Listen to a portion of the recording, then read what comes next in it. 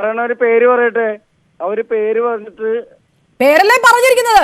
ഇപ്പതാ രേവതി സംബന്ധം പേരല്ലേ പറഞ്ഞിരിക്കുന്നത്. പേര് പറയുമ്പോൾ നിങ്ങൾ പറയും അത് ആരോപണമാണെന്ന്. പേര് പറഞ്ഞാൽ നിങ്ങൾക്ക് അത് ആരോപണമാണ്, തെളിയിക്കട്ടെ എന്ന് പറയും. പേരില്ലെങ്കിൽ നിങ്ങൾ പറയും പേര് പറഞ്ഞില്ലല്ലോ എന്ന് പറയും. ഞാൻ പറഞ്ഞത് ആരോപണമാണ്.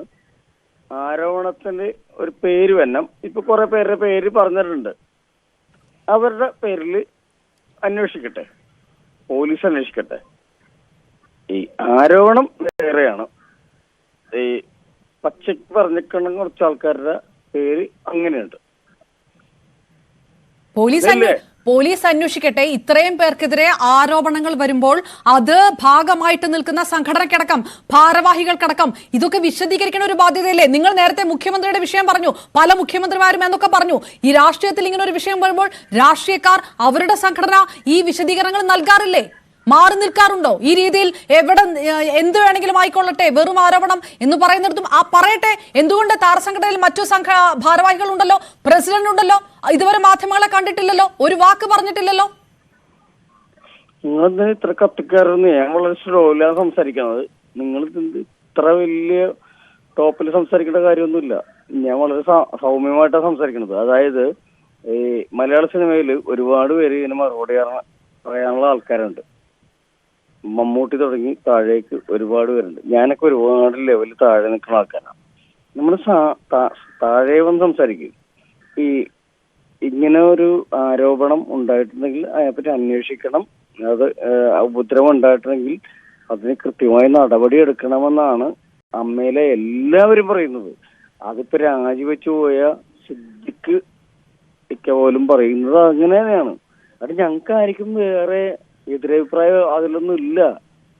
എന്തിനാണ് ഇത്ര ധർമ്മജൻ ഇപ്പൊ നിങ്ങൾ പറയുന്നത് അന്വേഷിക്കട്ടെ. പക്ഷെ നമ്മൾ സംസാരിച്ചു തുടങ്ങിയപ്പോ എന്നോട് പറഞ്ഞത് അങ്ങനെ പറയണ്ട. സംസാരിച്ചു തുടങ്ങിയപ്പോ എന്നോട് പറഞ്ഞത് അതല്ല. സംസാരിച്ചു തുടങ്ങിയപ്പോൾ എന്നോട് പറഞ്ഞത് എന്തിനാണ് സിനിമാ മേഖലയെ ആക്രമിക്കുന്നത് എന്നാണ് ചോദിച്ചത്. ഇപ്പോഴാണ് പറയുന്നത് അന്വേഷിക്കട്ടെ. ആക്രമിക്കുന്നത് കൊണ്ടാണ് ഞാൻ പറഞ്ഞത്. സിനിമാ മേഖല മാത്രമല്ല ഇത് ചെയ്യുന്നത്. ഇത് എല്ലാ തൊഴിലിടങ്ങളിലും ഉണ്ട്. എല്ലാ തൊഴിലിടങ്ങളിലും ഇതുപോലെ ആരോപണങ്ങൾ വരുന്നുണ്ടെങ്കിൽ അന്വേഷിക്കണം. വരുന്നത് നിങ്ങൾക്കെതിരെയാണ്, നിങ്ങളുടെ മേഖലയിലാണ്. അപ്പോ ആദ്യം അവിടെ തന്നെ ശുദ്ധികലശം നടത്തണം. ഞങ്ങളുടെ മേഖലയിൽ വരുമ്പോൾ ഇവിടെയും അന്വേഷിക്കും. ഇപ്പോൾ നിങ്ങളുടെ മേഖലയിലാണ്. ഞാൻ പറയണത് അമ്മ സംഘടനയാണോ ശുദ്ധികലശം നടത്തേണ്ടത്? നിങ്ങൾ പറയൂ, അങ്ങനെയാണോ? അതാണോ നിങ്ങളുടെ ഉദ്ദേശം?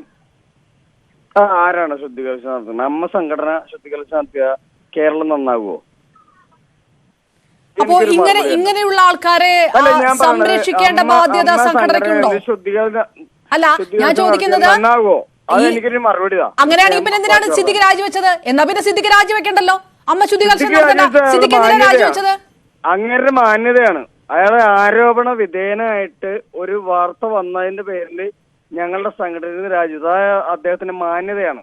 അല്ല, തെറ്റ് ചെയ്തിട്ടില്ലെങ്കിൽ എന്തിനാണ് രാജിവെക്കുന്നത്?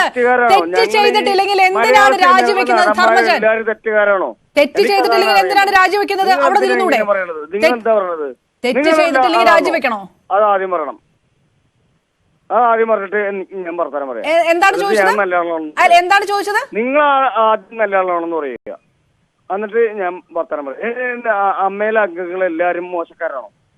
അമ്മയിൽ അംഗങ്ങൾ എല്ലാവരും മോശക്കാരാണെന്ന് ആരും പറഞ്ഞിട്ടില്ല.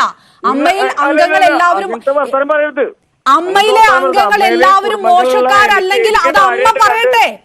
അമ്മ പറഞ്ഞൂടെ? അമ്മയ്ക്ക് അത് പറയാമല്ലോ. ഞാൻ എന്റെ 2 പെമ്മക്കൾ, പ്രായപൂർത്തിയായ 2 പെമ്മക്കളുള്ള ഒരു അച്ഛനാണ് ഞാൻ. ധർമ്മജൻ മുൻകാട്ടി നടിക്കെതിരായിട്ടുള്ള ആക്രമം